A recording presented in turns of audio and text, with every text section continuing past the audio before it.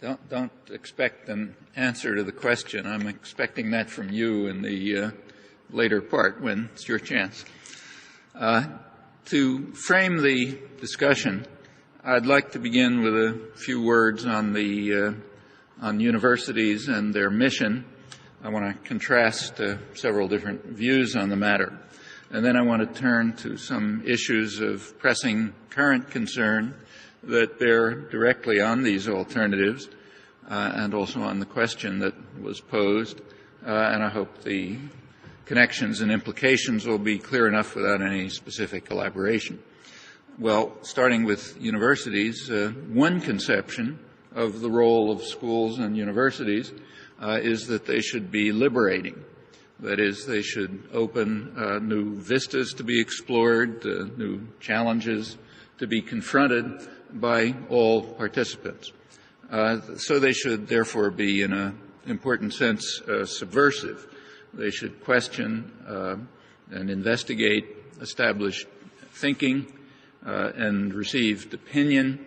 They should try to help people unearth hidden premises, subject them to critical analysis in order to justify and improve them if that's the right path, or if they're flawed, to seek a better approach, perhaps quite different from convention. In short, they should follow the practices that are more or less taken for granted in sciences, which proceed exactly that way, and the practice that underlies their progress over the millennia, particularly in the past few hundred years. And to follow the same course in matters that bear directly on human affairs is all the more important. Particularly at this university, but not only here, we might recall some words of Bertrand Russell, who wrote eloquently on these and many other topics, and also acted on his convictions, as he did courageously in other domains. He advised that the task of a liberal education, I'm quoting him, is to give a sense of the value of things other than domination, to help to create wise citizens of a free community, and through the combination of citizenship with liberty in individual creativeness, to enable men to give to human life that splendor which some few have shown that it can achieve. So education should not aim at passive awareness of what is presented to the child or the student from outside, but at an activity directed toward the world that our efforts are to create. And the social and political world, more generally, should be organized towards similar ends. In fact, very similar ideas go back to the origins of classical liberalism and the founding of the modern university system, which was by Wilhelm von Humboldt in the early 19th century. His social and one of the people who inspired John Stuart Mill, among many others. His social and political ideas and his educational philosophy were based on the conviction that, to inquire and create, these are the centers around which all human pursuits more or less directly revolve, so that moral culture and understanding can never be produced by external and artificial contrivances, such as instruction and guidance, but must spring from free choice. Only in that way will the results enter into a person's very being. Otherwise, however accurate or even perfect, the results will be alien to the person's true nature. If students or laborers perform some task with mechanical exactness under external coercion, we may admire what they do, but we will despise what they are. Creatures subject to external control, not free, creative human beings who are ennobled by the very things which now, though perhaps beautiful in themselves, so often serve to degrade those who produce them. It could be a student in a classroom, a laborer in a workshop, or a factory. In fact, any person deprived of full opportunity to enjoy their fundamental rights in a genuinely free community. Those are the kinds of principles from which classical liberalism developed, though you wouldn't know it looking at its current manifestations, which have very little to do with its origins, either in Adam Smith or Wilhelm von Humboldt or any other classical figure. Well, that's one view, more or less encapsulated. There is an opposing view, which has both a normative and a descriptive variant. I'll mention both. The descriptive variant is presented by George Orwell in his introduction to Animal Farm on censorship in England. This is voluntary censorship, as he made clear, rather not coerced, as in the totalitarian monster that he's satirizing. Everyone's read Animal Farm. But the introduction to Animal Farm is not very well known, for one reason, because it was not published, maybe demonstrating his point.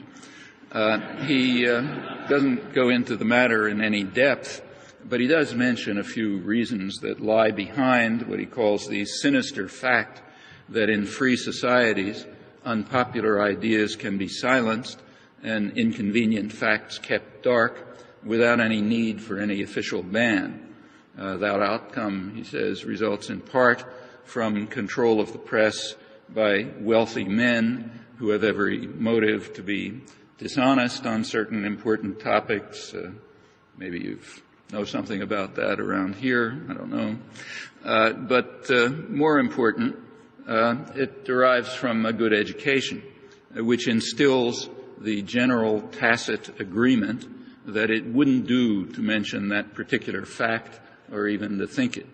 The result, he says, is that anyone who challenges the prevailing orthodoxy finds himself silenced with surprising effectiveness in free societies like England.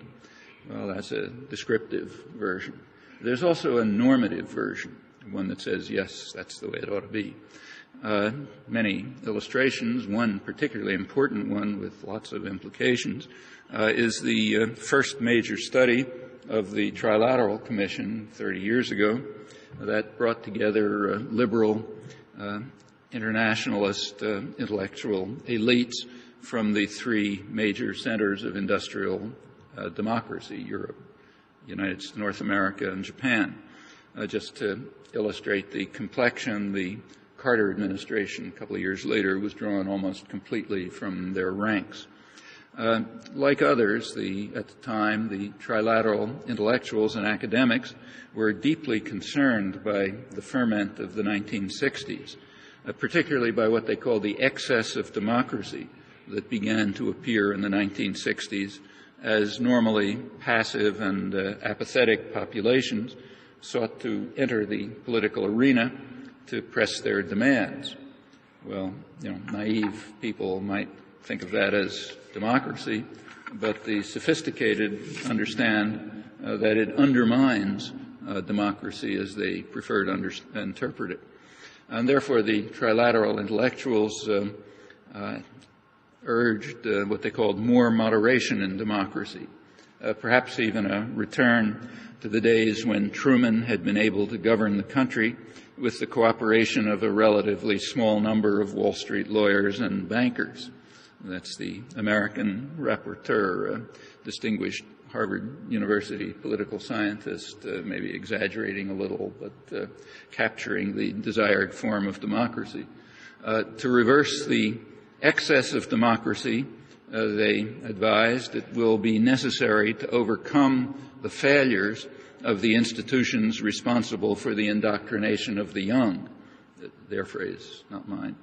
The institutions responsible for the indoctrination of the young are churches and others, but primarily schools and universities, which are not carrying out their proper task of indoctrinating the young, and we're permitting too many departures from orthodoxy and obedience, and that's part of the problem that underlies the excess of democracy when people were trying to enter the political arena where they don't belong.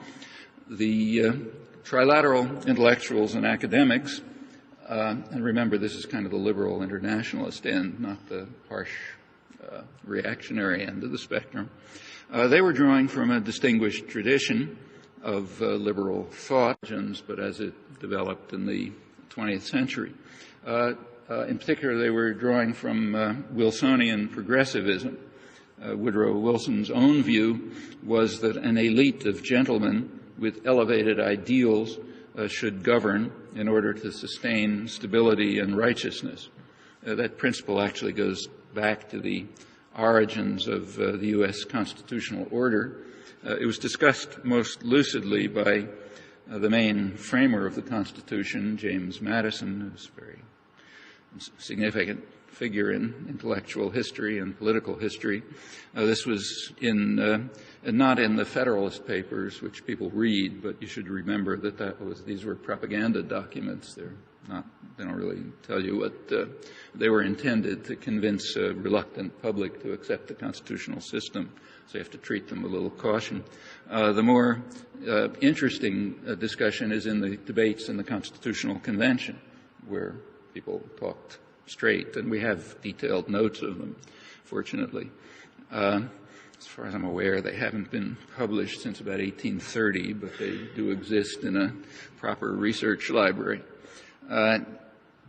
Madison, in these debates, he addressed a classic problem of political theory. Actually, it was raised by Aristotle in the first major work of political theory, his Politics.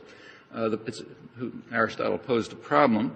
He said if wealth is highly concentrated and there's equality of vote, then the poor majority will use their voting power to carry out redistributive measures, such as what nowadays we call agrarian reform, and that would be unfair.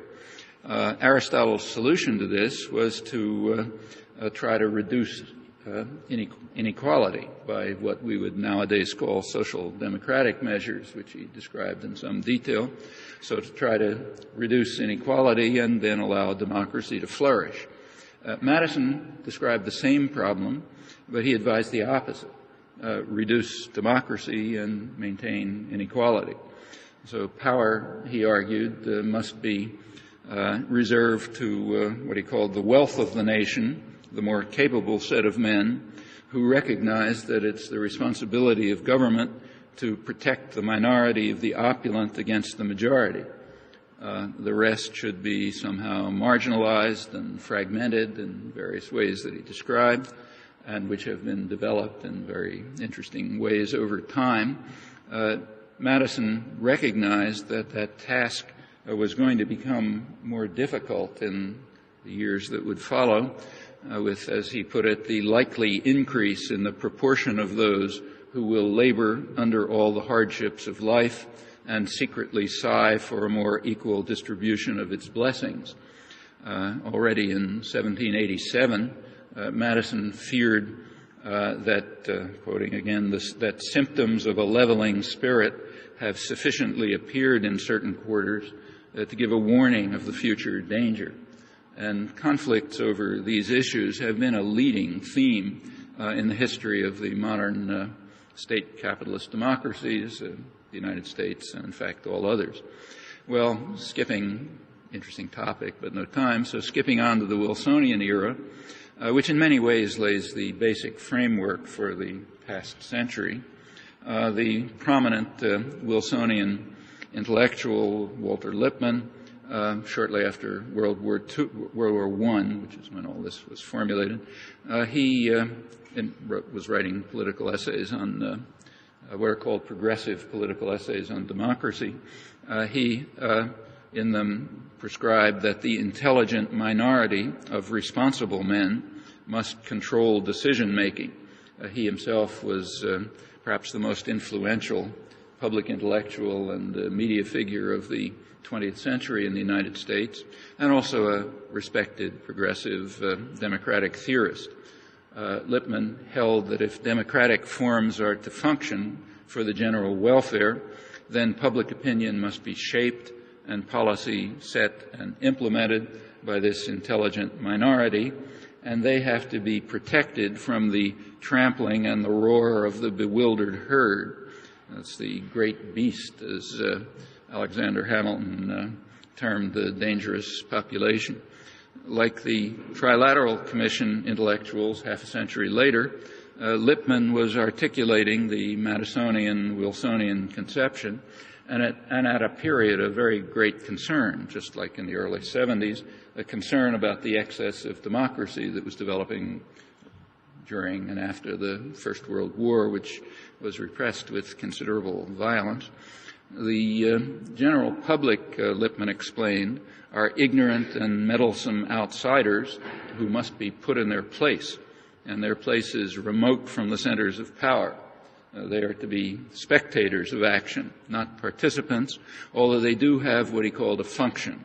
The function of the great beast is to act only by aligning itself as the partisan of someone in a position to act executively in periodic exercises, which are called elections, and then they're supposed to go back to their own pursuits, obeying their orders and buying goods and so on, but not bothering the respectable minority. The system has a name in modern political theory. It's called polyarchy, and its common meaning a system of elite decision and public ratification. And it's consistently been preferred to democracy by elite sectors across the political spectrum. There are those who seek democracy, and they're commonly condemned. They're held to do much harm. It was the charge leveled against Tom Paine, the infidel, as he was described, who died with little honor in the country that he helped to free from British rule. That's pretty normal for those who devote themselves to freedom and justice. Bertrand Russell, again, is a notable critical example in the modern period, but the history goes back to the earliest recorded history, and it's an important one right up till today, with remarkable consistency, I should say. Shortly after Lippmann's essays in the 1920s, one of the founders of contemporary political science, Harold Lasswell, another progressive Wilsonian, he gave a progressive Wilsonian version of the tradition this is right at the beginning of the opening days of the New Deal, early 30s. He was writing, this is the entry on propaganda in the International Encyclopedia of the Social Sciences, which came out about 70 years ago. Lasswell instructed the intelligent minority to be cognizant of what he called the ignorance and stupidity of the masses, and to dismiss democratic dogmatisms about men being the best judges of their own interests. They're not. We are. And for their own good, we have to control the masses and make sure they don't interfere with decisions.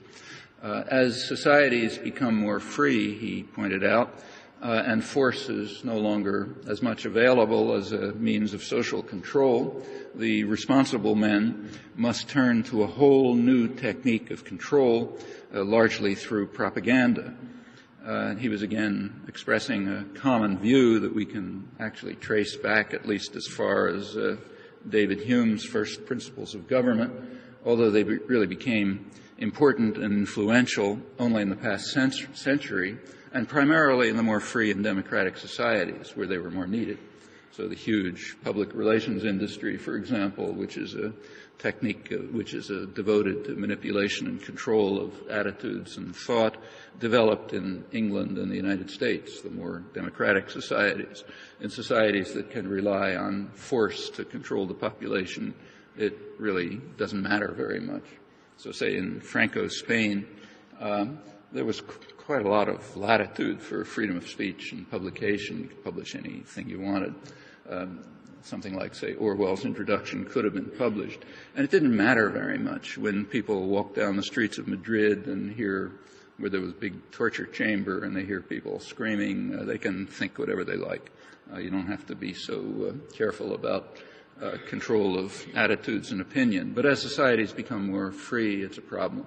And it was recognized. So, for example, the British Conservative Party back during the First World War recognized that discussed how with the extension of the franchise and the growth of parliamentary labor parties and unionization, they simply were not going to be able to run the country and at that time much of the world just by force, and they would have to turn to techniques of propaganda and control the British Ministry of Information, which you can guess what that meant, or in the United States by the Committee on Public Information of the Wilson administration, and you can guess what that meant.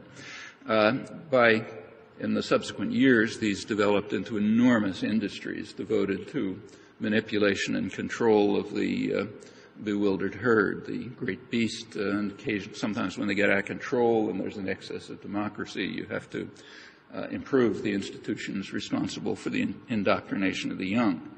Well, within this framework of principles, which I've barely sampled, the role of the universities in indoctrination of the young becomes quite evident.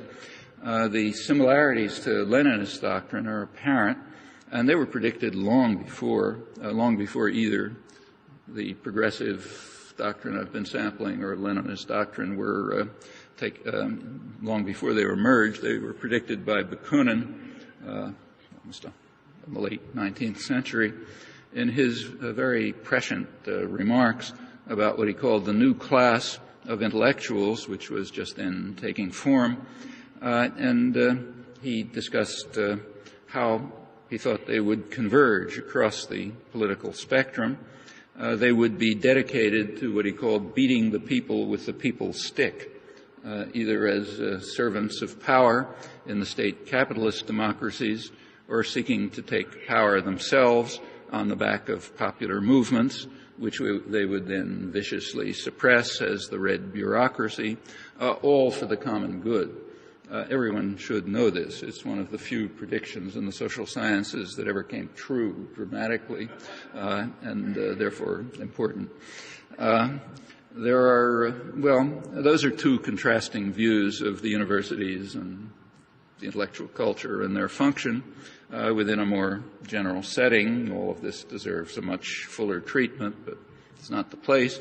But with just that much background, let me turn to the question that was raised in the title, is there intelligent life on Earth? Well, that question has been discussed. It was raised a few years ago by the grand old man of modern biology, Ernst Mayr of Harvard. This was in a debate actually, on the search for extraterrestrial intelligence. Most of the participants were astrophysicists who were very optimistic. They confidently expected to find higher intelligence throughout the universe. Mayr, in contrast, disagreed. He felt that the prospects were very low because what was sought is quite unlikely to exist. His reasoning had to do with the adaptive value of what we call higher intelligence. That means the particular human form of intellectual organization, which may or may not merit the honorific term intelligence. That's what's at issue. He looked at the one case we know in any detail, namely life on Earth, and he estimates the number of species since the origin of life at about 50 billion, quoting him now, only one of which achieved the kind of intelligence needed to establish a civilization. It did so very recently, maybe roughly 100,000 years ago, in an extremely small breeding group of which we are all descendants, with very little genetic variation internal to the species, unlike other species. So modern studies indicate. Mayr speculates that this particular form of intellectual organization is apparently not favored by selection. And he points out that the history of life on Earth refutes the claim that it's better to be smart than to be stupid, at least judging by biological success. So beetles and bacteria, for example, are far more successful organisms than humans, and that's generally true of creatures that either have a specific niche, like particular kinds of beetles, or that can rapidly mutate, like bacteria. They are the successful organisms. He also makes the rather somber observation that the average life expectancy of a species is about 100,000 years. That's the life of the human species. Well, we're entering a period of human life that may provide an answer to the question of whether it's better to be smart than stupid. Smart, that is, in the very specific human sense. The most hopeful prospect is that the question will not be answered. If it receives a definite answer, that answer can only be that humans were a kind of biological error, using their allotted 100,000 years to destroy themselves and in the process much else. The species has certainly developed the capacity to do that, and if an extraterrestrial observer, if one could exist, might conclude that they've demonstrated that capacity throughout their recent history, actually far earlier, because they began to wipe out all other large mammals very quickly and very dramatically in the past few hundred years, with an assault on the environment that sustains life, on the diversity of more complex organisms, and with cold and calculated savagery on each other as well. Not necessary to run through the history or even the modern version. But more ominous even than the terrible record, perhaps, is that the kind of intelligence that was needed to establish a civilization to which Ernst Mayr refers, it's constructed specific forms of dominant civilizations. They're based on institutional structures that increase the likelihood of dreadful outcomes. The primary reason, I'm now quoting from high-level documents, the primary reason is that unlike chemical or biological weapons, the extreme destruction from a nuclear explosion is immediate, with few, if any, palliatives to reduce its effect. And planners therefore recommend that nuclear weapons be visibly available, because although we are not likely to use nuclear weapons in less than matters of the greatest national importance, which I suppose is reassuring, nevertheless, if they're visible, they cast a shadow over any crisis or conflict. It's furthermore beneficial for our strategic posture if some elements of government may appear to be potentially out of control, that the U.S. may become irrational and vindictive if its vital interests are attacked should be part of the national persona that we project. That's what's called credibility in the scholarly international relations literature and by the political leadership and by the mafia, incidentally, which is very similar. The United States must therefore reject the basic principle of the Non-Proliferation Treaty, namely that nuclear powers should make a good faith effort to eliminate nuclear weapons, and must retain them visibly available, ready for use, as the basis for our strategic posture, and that includes, incidentally, the right of first use against non-nuclear powers that have signed the Non-Proliferation Treaty and a fortiori against everybody else. Well, I'm quoting from a very important document of the Clinton presidency. This is not the Bush people. It's partially declassified. It should be well known and studied in every school, at least in my opinion. This is the first major review of post-Cold War strategic planning done by STRATCOM, the Strategic Command. That's the agency that's in charge of implementing and developing and using nuclear and weapons and other weapons of mass destruction. It's called Essentials of Post-Cold War Deterrence, and a major study of the post-Cold War period. What's deterrence?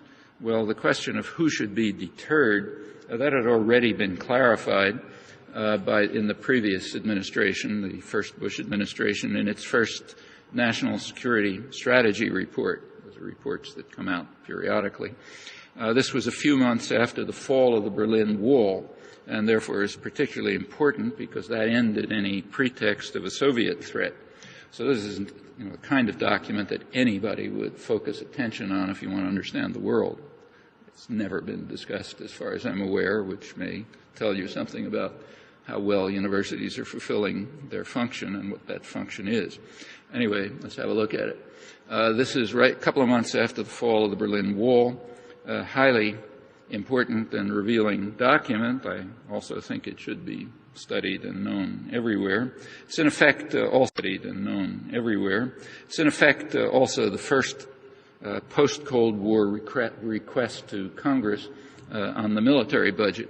And it tells us a lot about the Cold War itself and about the continuities that were predicted by at least some people at that time and have been, I think, quite evident in the decades since. This is 1990. The 1990 request for a vast military budget was virtually unchanged from earlier years, apart from the pretexts. They were changed. So it's the same request, but different reasons. In this new era, the report says, the more likely demands for use of our military forces may not involve the Soviet Union and may be in the Third World, just as in fact was the case before. But now we have to do that without invoking a Soviet threat, which was largely irrelevant, as you discover if you carry out close examination of the internal declassified record or the events themselves. But now it's conceded, because it's no use appealing to a Soviet threat once the Soviet Union has disappeared. Furthermore, the report continues, it's going to be necessary to strengthen what they call the defense industrial base. That's a reference to all of high-tech industry, and to create incentives to invest in new facilities and equipment in research and development. These are the standard euphemisms referring to the very dynamic state sector of the economy, which is the source of most economic development. It's the basis for the entire so-called new economy, for example. And the state sector, which is the source of innovation and development, also involves an enormous public subsidy, which has the effect of socializing risk and cost while privatizing profit and power. The technical name for that is free enterprise. But that's the way the system in fact works, and they know it. The 1990 change is terminological. It's all the same as before, but the subsidy is not required now by the Soviet threat the way it had been the year before and for the previous 50 years. That had lost its utility, but now the threat is the growing technological sophistication of the Third World. That's why we need all this stuff. On the side, the United States was at that time working to enhance the threat from the Third World through sales of sophisticated armaments. That went on with increasing fervor after the Gulf War, which was used, quite frankly, as a sales promotion device. And other arms producers were doing so as well. I mean, you can check what Canada was doing. I haven't looked at that, but Britain certainly was, and France and Russia, others. So we want to enhance the threat, but then have a huge military budget to counter the threat. That's the way it works. The 1990 report also stressed that military intervention forces must be maintained exactly as before, still primarily targeting the Middle East because of, quoting, the free world's reliance on energy supplies from this pivotal region. But now it's not because of the Soviet threat, as had been claimed up until that moment. Rather, in this region, the report says, the threats to our interests that have required direct military engagement could not be laid at the Kremlin's door. So sorry, folks, we've been lying to you for half a century, but it wasn't the Kremlin that was the problem. Earlier doctrine is no longer functional, and therefore it's quietly abandoned. And respectable intellectuals are supposed to not notice this. These are the kinds of things it wouldn't do to say or to notice or to think. And they didn't, as you can check. Notice that the threats to our interest at that time could also not be laid at Iraq's door. This is March 1990. At that time, Saddam Hussein was a favored friend and trading partner of the U.S. and the U.K., Thatcher, Reagan, Bush, and the rest. They thought he was a fine guy. That was a position that he retained for another few months until August 1990, when he committed the first crime that really mattered, namely disobeying orders. At that point, he lost the status of moderate, which had been unaffected by such acts as gassing Kurds and torturing dissidents and using chemical weapons, and in fact everything else that he's now being correctly charged for that never mattered at all. And the U.S. and Britain continued to not only support him, but provide him with the means to develop weapons of mass destruction. That continued right up till the first disobedience. These are all, again, facts it wouldn't do to mention in these grim days right now, especially when Tony Blair and George Bush and everyone else is talking about how we can't let this monster survive after he committed all these crimes, which they then enumerate, all accurately, but always missing a few words, like with our help, because we didn't care, and therefore we continued to provide him with weapons of mass destruction after them. That's invariably missing, as you can see.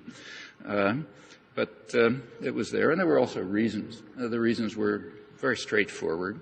So as the State Department explained in early 1990, the reason is that our duty to support U.S. exporters. That's when they were overriding cabinet objections and congressional objections in continuing support for their friend Saddam, who was fulfilling his function properly and continuing to help him develop weapons of mass destruction. George Bush the first was authorizing support for him up to the day before the invasion of Kuwait. The British were a little slower on the draw, and they continued doing it a couple of days later before they managed to realign their priorities. But Saddam Hussein's crimes had absolutely nothing to do with it. All of his worst crimes were behind him at that point, almost all of them. Well, in any event, after the fall of the Berlin Wall, it was at least conceded that the core so-called threat to our interests had been independent nationalism. Often there were superpower entanglements, but that was usually secondary. And in fact, one useful effect of the end of the Cold War is the clouds have lifted somewhat, and reality is coming into clearer view, and it takes a little more effort to suppress what should have been obvious all along. Well, 5 years after this came the review of post-Cold War deterrence that I was quoting earlier, and now the meaning of deterrence is clarified. You have to deter those who seek an independent path, and it's only by suffering really deep historical amnesia of the kind that Orwell attributed to a properly functioning educational system. It's only by that you can fail to recognize the pedigree of this doctrine, which goes back to the end of World War II, and there are plenty of precedents earlier in the history of other imperial states. Perhaps the most instructive illustration of all of this is Cuba. It's an example which happens to be highly relevant and very timely right now. Recall we've just passed the 40th anniversary of the Cuban Missile Crisis. That was last month. The anniversary was the occasion for a high-level conference in Havana a couple of weeks ago of Russians, Cubans, and Americans, mostly from the Kennedy administration, and it yielded some startling information about how close the world came to a nuclear war that would have given the unwanted answer to Ernst Mayer's question.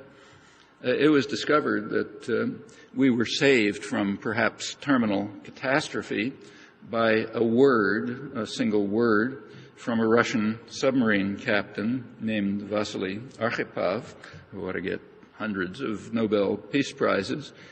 He countermanded an order to fire nuclear-armed missiles from a submarine that was then under bombardment by U.S. destroyers who were enforcing John F. Kennedy's naval quarantine.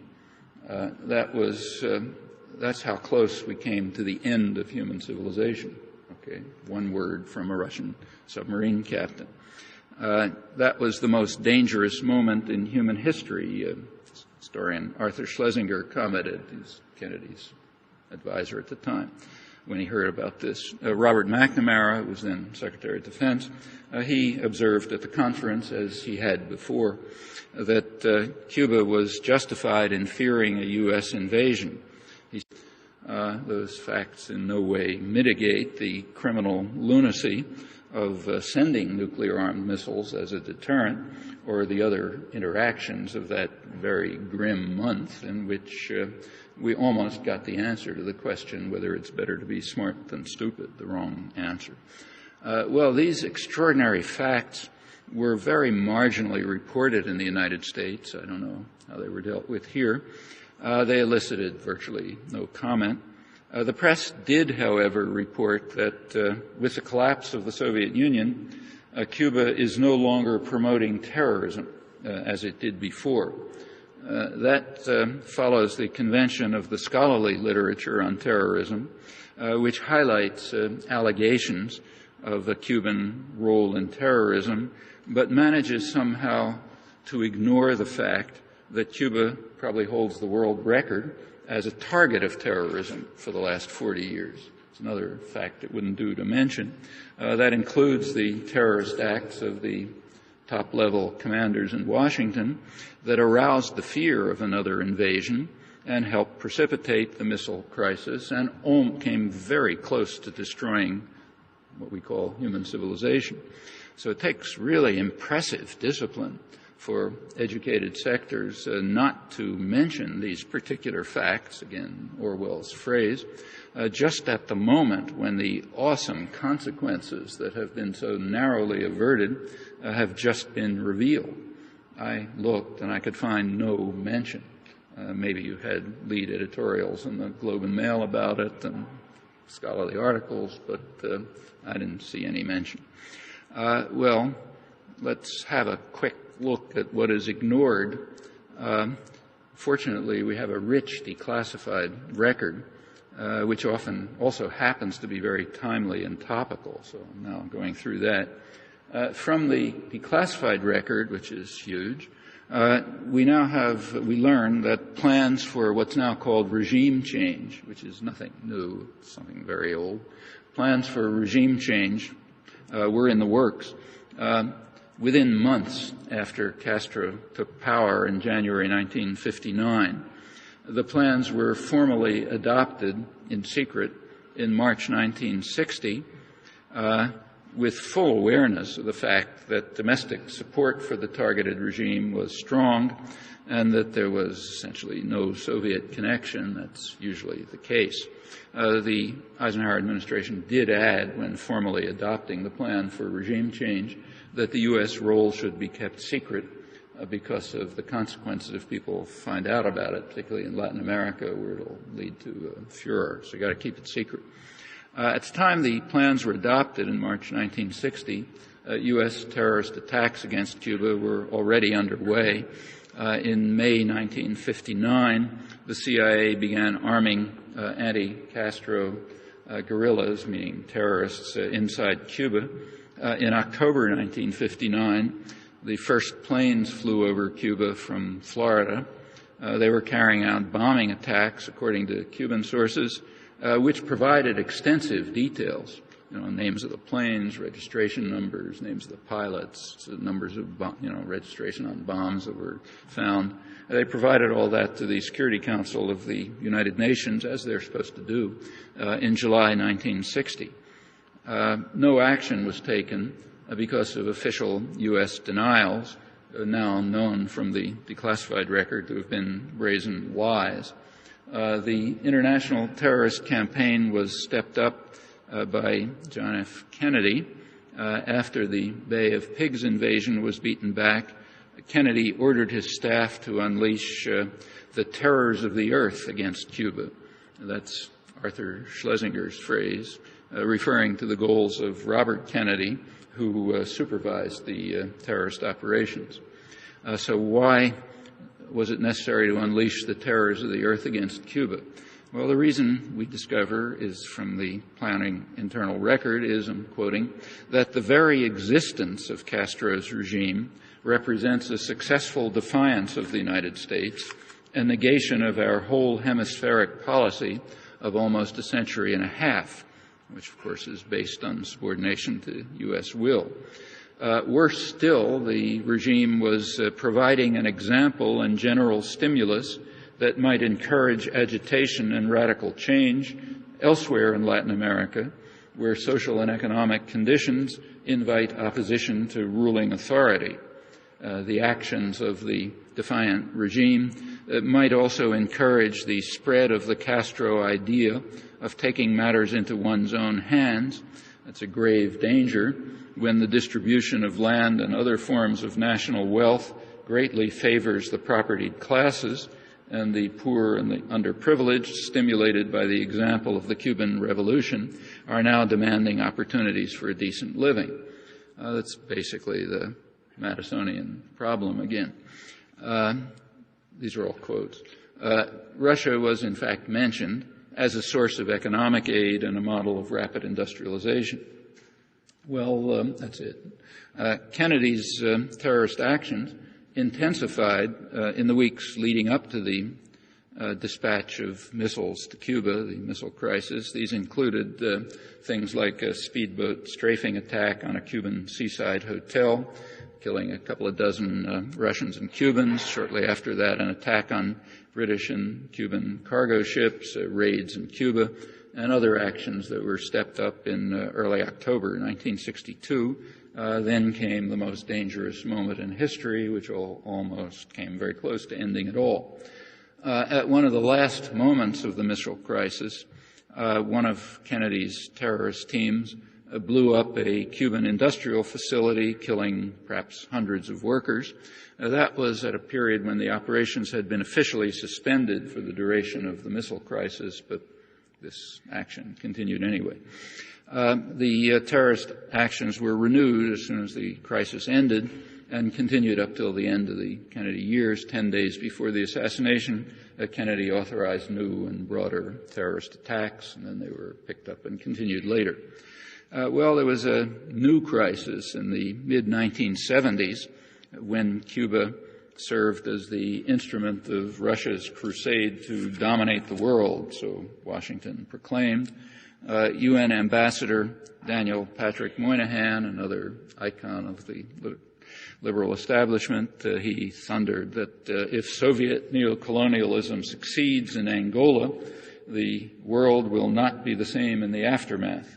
Europe's oil routes will be under Soviet control, as will the strategic South Atlantic, with the next target on the Kremlin's list being Brazil. Sounds familiar? Yeah. Hear it every few years with somebody else doing it.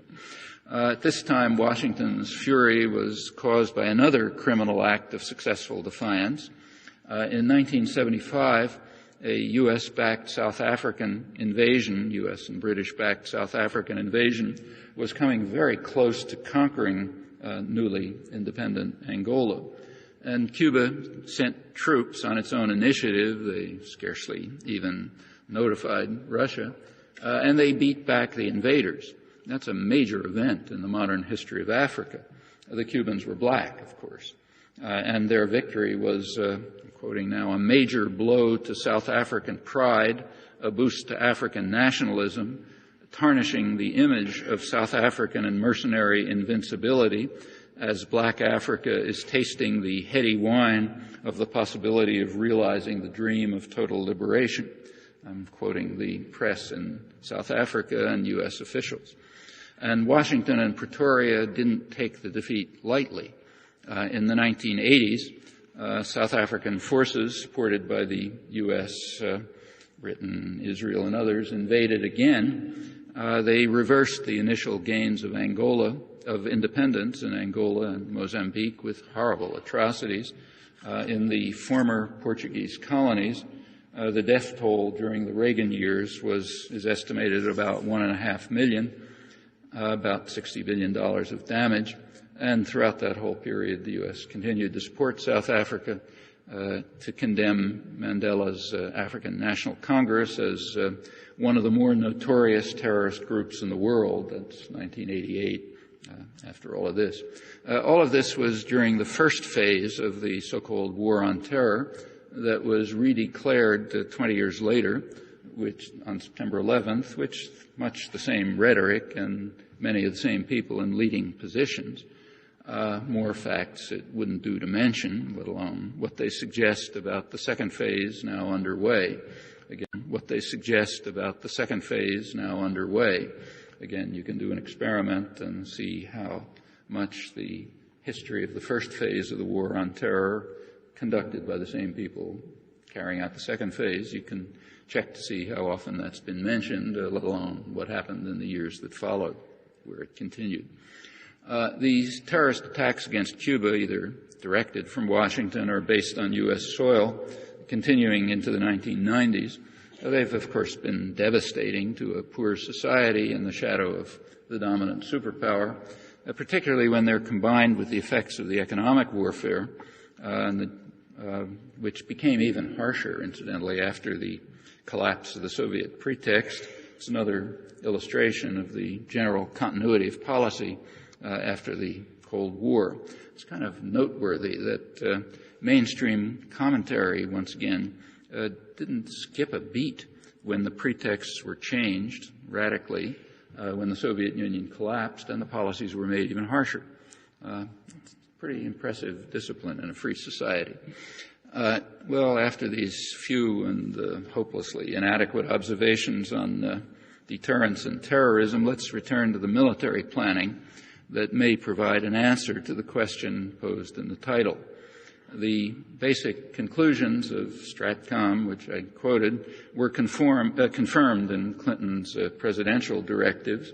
These authorize first use and maintenance of nuclear weapons in what's called launch on warning posture that perpetuates the high alert regime of past years, ever-present danger to survival.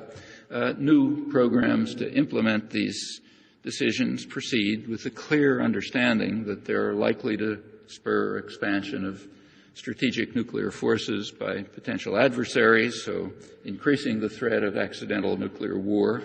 The recent escalation of these programs under the pretext of a war on terror is familiar, along with the articulation of even more far-reaching doctrines at the highest level. And it's no secret that the plans and the programs are frightening much of the world, but they proceed unhindered. Well, the United States is unusual in the access that it allows to high-level planning documents. Now, that's one illustration of the freedom that's been won over the years. That's a unique achievement, to my knowledge. I don't know of any other society that approaches the United States in this respect. But I'd be surprised if the plans of other countries were fundamentally different. For the United States, they've been available for years, but they're known only to readers of dissident literature, which is scrupulously marginalized. It's another illustration of Orwell's voluntary censorship under freedom. But they're there if you want to find out about it. Well, more evidence that it might not be better to be smart than stupid is the ballistic missile defense program. Current plans for ballistic missile defense are expected to enhance existing threats still further, expected on all sides. Clinton negotiators urged Russia to adopt Washington's launch on warning strategy to alleviate Russian concerns about ballistic missile defense and the planned annulment of the ABM treaty and others. That's a proposal that is pretty bizarre, one leading expert commented, because we know their warning system is full of holes. So it could lead to an accidental launch, again, ending civilization. And that's come perilously close in recent years, so therefore we have to extend the threat. U.S. intelligence predicts that any deployment of any kind of ballistic missile defense will impel China to develop new nuclear-armed missiles, expanding its nuclear arsenal by about a factor of 10, they predict, probably with multiple warheads, MIRVs, which is going to prompt, I'm quoting now, prompting India and Pakistan to respond with their own buildups with a likely ripple effect to the Middle East.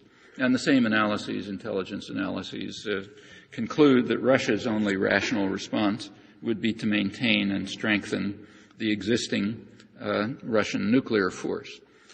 Just a week before September 11th, the Bush administration announced that it has no objections to China's plans to build up its small fleet of nuclear missiles.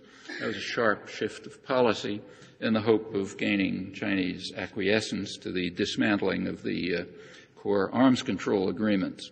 And Chinese resumption of nuclear tests had also been quietly endorsed. A strategic analyst pointed out right away that the change of policy encourages China to aim more nuclear-armed missiles at the United States and Japan, with the expected effect on Japanese and Taiwanese programs extending to India and then beyond. On the same day that the Bush administration made this announcement, the same journals also reported that the Bush administration is imposing sanctions on China for allowing the transfer to Pakistan of missile parts and technology that are essentially for weapons that can carry nuclear warheads. Okay, so on the same day, we sanctioned China for doing that, but we urge them to do more of it. These technologies very likely now found its way to North Korea. That's what's in the news right now. Ballistic missile defense is only a very small component of much more far-reaching and ominous programs. These are programs for expansion of the arms race into space. The term race is inappropriate. The United States is competing alone in the race. The plans have been available in public documents for some years, and the projects that have outlined that are being outlined there are under development. They were expanded in the first few months of the Bush administration.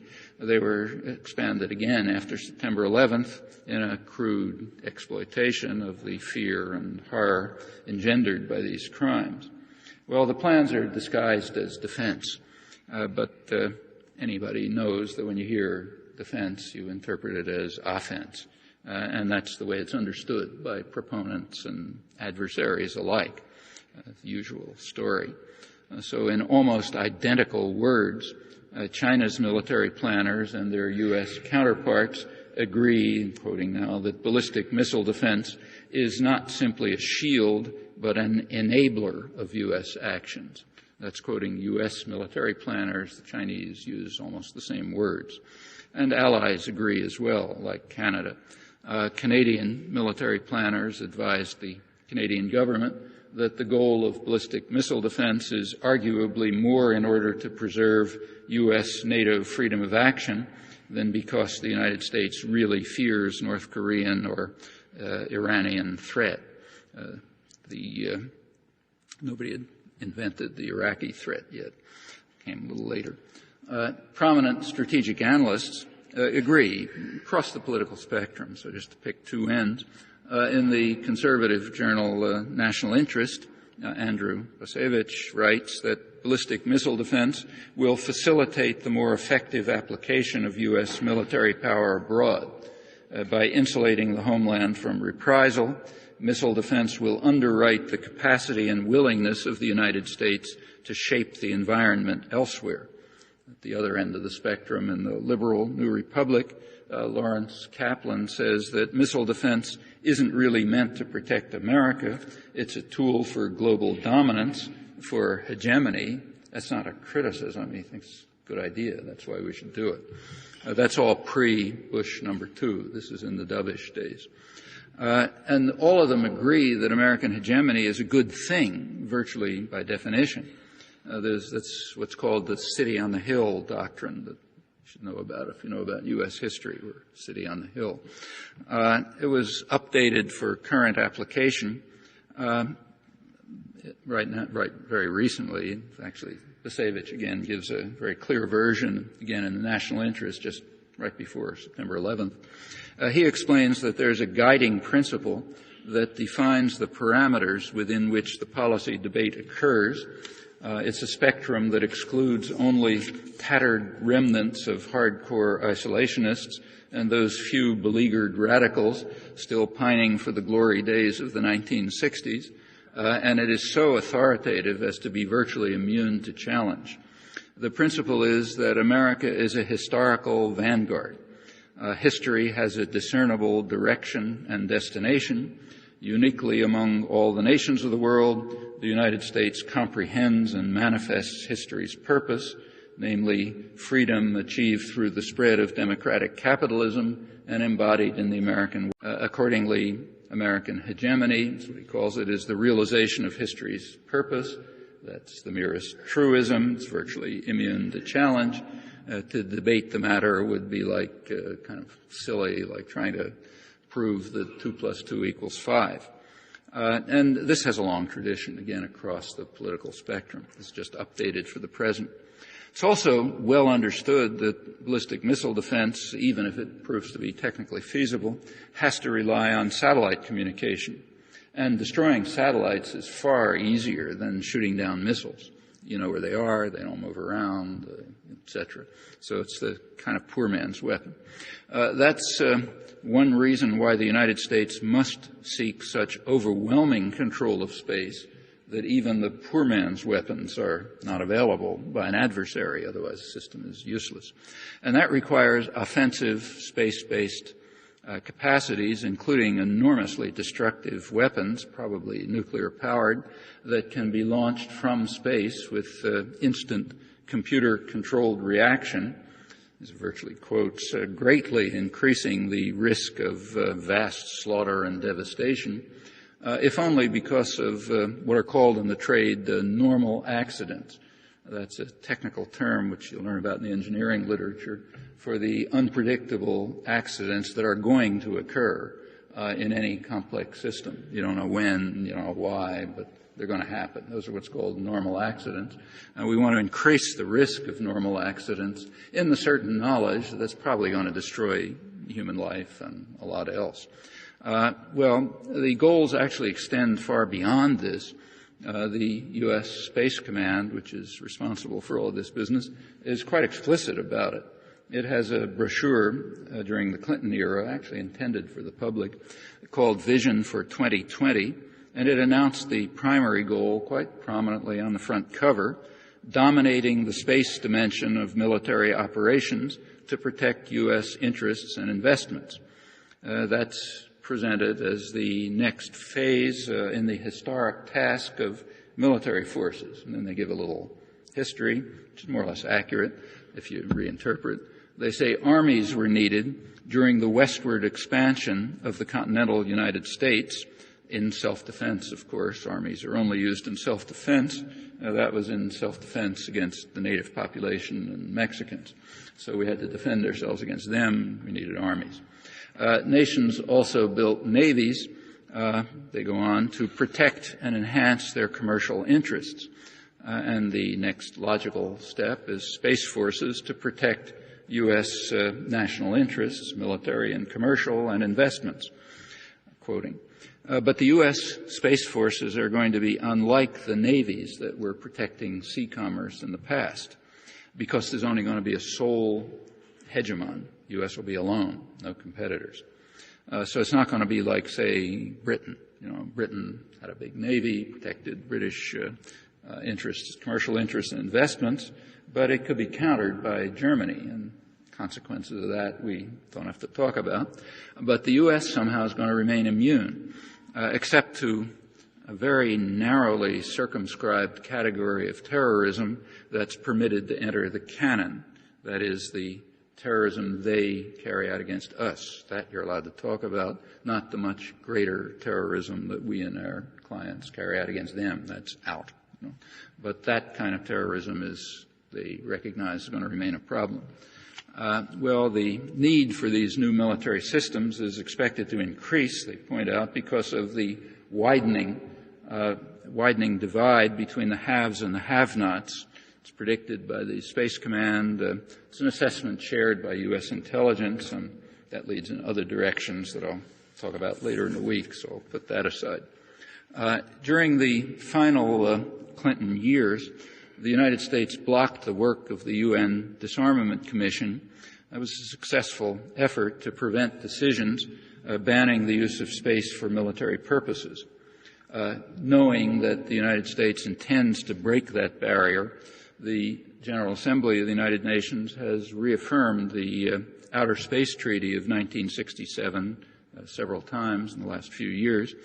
The U.S. alone abstained, along with Israel and, in one case, Micronesia. As is well known, the Bush administration has carried the commitment to dismantle international treaties and conventions that might retard the development of weapons of mass destruction. These have been cast out one after another. A year ago, the Bush administration undermined the biological weapons conventions, told the reasons. One reason was that inspection might interfere with U.S. corporations. Another reason, which they didn't say but is likely, is that inspection might reveal U.S. programs that are in violation of the conventions and that are, in fact, extremely hazardous. Those have been discussed by analysts in the Bulletin of the Atomic Scientists and others, and they're very worrying to plenty of microbiologists. This September, just 2 months ago, the administration suddenly pulled out of the Geneva negotiations to strengthen enforcement mechanisms on the Biological Weapons Convention. That stunned its allies once again. The U.S. announced that it would not even take part in further discussions on enforcement mechanisms until 2006. Just 3 weeks ago, the First Committee of the United Nations, that's essentially the General Assembly concerned with defense, they passed two critically important resolutions 3 weeks ago. One of them reaffirmed the 1925 Geneva Protocol banning biological weapons. The other one banned militarization of space. Once again, two countries only were opposed, the United States and Israel. A friend of mine did a database search on this and found that nothing was reported in the United States. In fact, of everything I've just mentioned, approximately zero has been reported in the United States. That's the usual situation. Presumably, it reflects the understanding on the part of editors and respectable intellectuals that it's just not wise to let citizens know of plans that might bring to an end biology's only experiment with so-called higher intelligence. Well, throughout history, it's been recognized that such steps are dangerous, although they continue all the time. That's history. By now, the danger has reached the level of a real threat to human survival. It's not an exaggeration. That's the primary reason why Europe, 50 years ago, recognized that it's going to have to abandon the sport of mutual slaughter that they had engaged in for hundreds of years, while also conquering the world, in large part thanks to the technology and culture of violence that Europe had developed during the hundreds of years when it was the most murderous and violent place in the world. So therefore, it's entirely rational to destroy the possibility for decent survival for our grandchildren if by doing so we can maximize the particular form of self-interest that's hailed as the highest value, consciously constructed in considerable measure, big industries devoted to that, and the perceptions are in fact reinforced by vast industries that are devoted to implanting and reinforcing them. But it's all rational. The current threats to survival are now being enhanced by very dedicated efforts to weaken the institutional structures that have been developed over the years to try to mitigate the harsh consequences of market fundamentalism, and even more important, to undermine the culture of sympathy and solidarity that sustains these institutions. That's what's called privatization. There's no economic motive for it that anybody knows, but it's a very effective way of undermining democracy by reducing the public arena and eliminating the culture of sympathy and solidarity and support that somehow constrains the devastation of market fundamentalism. Well, all of that's another prescription for disaster, perhaps in the not distant future. But again, it's quite rational within a system of doctrines and institutions, which happens to be lunatic, but that's another matter.